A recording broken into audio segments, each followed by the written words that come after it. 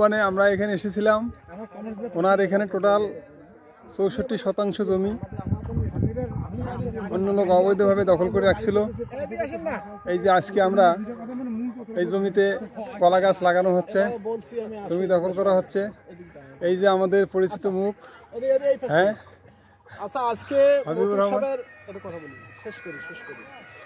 আজকে senior officer Motiur সাহেবের যে পারিবারিক সমস্যাটা, এটা গত 2 বছর আগে চেয়ারম্যান সাহেব এটা সমস্যার সমাধান করে দিয়ে জমি দখল করে দিয়ে দিছে।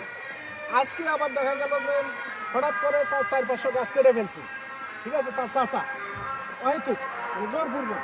সেইটা আমরা জানার পর কমান্ডো আমরা যারা সহকর্মী আছি তারা এসে চেয়ারম্যানের শরণাপন্ন হয়ে আমরা মোটামুটি একটা সিদ্ধান্তে উপনীত হলাম। জায়গা আজকে বসার কথা ছিল, চাচা সহ কিন্তু বসেনি।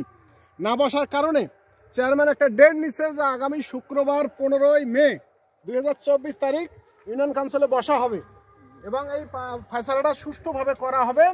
ইতিমধ্যে চেয়ারম্যান সাহেব একটা পারমিশন দিয়েছেন যে গাছগুলা তুলে ফেলছে, উপস্থিত কলা গাছ লাগানোর জন্য উনি অনুমতি দিয়েছেন এবং আমরা কলা গাছগুলা ওদের লোকের মাধ্যমে ওনারা লাগাই দিচ্ছেন।